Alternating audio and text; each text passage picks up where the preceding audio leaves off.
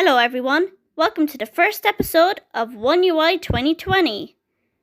In this episode, we're looking at the ringtone volume used from February to December 2020.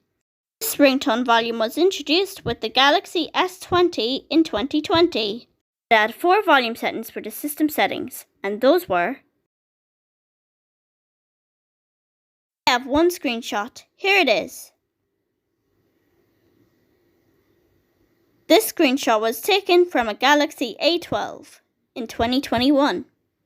Let's finish off with 3 variants of the ringtone volume sound.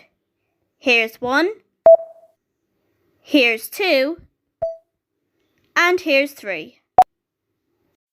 Episode 1 of One UI 2020 was focused on the One UI 2 ringtone volume used from February to December 2020. Coming up in episode 2, we'll be looking at the One UI 3 ringtone volume used from One UI 3 to One UI 4. Join me for that on Tuesday, the 26th of July at 2. Until then, goodbye.